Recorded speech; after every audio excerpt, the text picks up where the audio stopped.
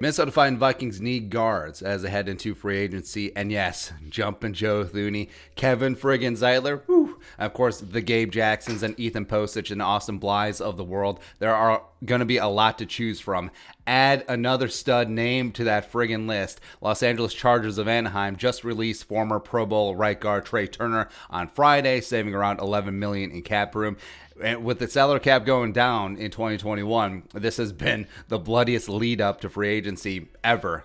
It's certainly a buyer's market for guards. The Vikings need to be buying perhaps two. We'll take two. Let's talk about Trai Turner today. 27 years young, 6'3", 315, former three-star recruit coming out of New Orleans, Louisiana. Stayed at home with LSU and was a 2-year starter for the Tigers, earning second-team All-SEC honors in 2013. Declared 2014 as a redshirt sophomore after only 20 starts, hence why he's so young despite being a 7-year veteran. Great length, great straight line speed, ended up being a third-round pick, number 92 overall by the Panthers, and was an immediate starter at right guard for Carolina, protecting Cam Newton. Woo! He was an absolute beast, only has a career 4.4% pressure rate. That includes a pretty down 2020, made 5 straight Pro Bowls. In 2017, inked up a 4-year, $45 million deal with $20.5 million guaranteed, making him one of the highest paid guards in the league. But 3 years later, after 2 down years in Carolina, in 2020, he was traded to the Chargers for left tackle Russell Okung. It was one of those, hey,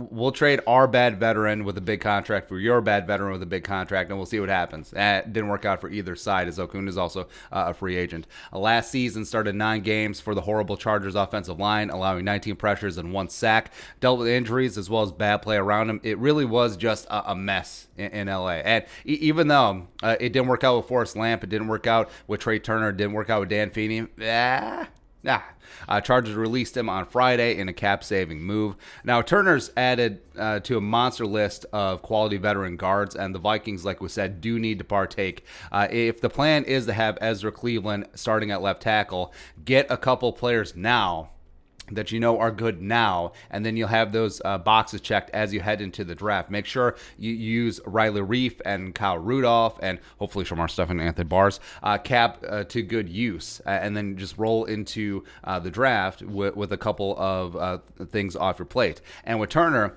there's no way, there is just absolutely no way that he was as bad as he showed in 2020 with the Chargers. I mean, the dude is only 27. He turns 28 in June and is 1 year removed from being a Pro Bowl player. There's a reason why he made the Pro Bowl in 5 of his first 6 seasons, and it just isn't based on reputation. Dude could still bring it, but he does have to do some career rehab. So I think that he could be had for cheap, especially with all the free agent options out there. I think Trai Turner is like, well, you used to be good. We know that you're relatively young, and we know that the problems with the Chargers last year maybe superseded your quality as a player. So, nah. So I could see Turner signing up for the 1 year prove it deal, $3 to $5 million with some incentives thrown in there. Hopefully he'll get to a good place, he'll play well, and then he'll be able to spank free agency in 2022. I think that's what the plan will be. I don't see a team, given all the options out there with the Thuneys, the Zeitlers, the Posich, the Gabe Jacksons, the whatevers. They're just like, hey, Trai Turner, 4 years, $40 million, let's run it back. Now, I really don't see that happening. You never know. You never know, because there are a couple teams with a lot of cap space.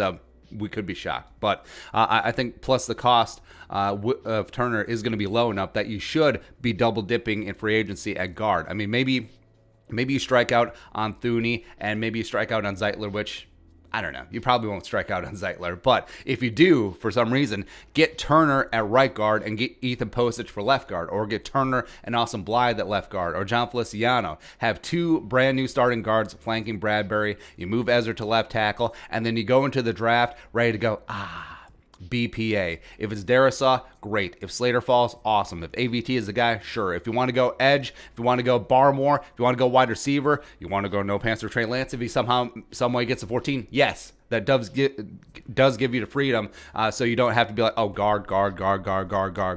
Do it. Or hell, clear up cap, have Barr take the pay cut or the cut, and you sign Kevin Zeitler, and you sign Trai Turner, and then you figure out one of them, both right guards by trade, kick one of them to left guard.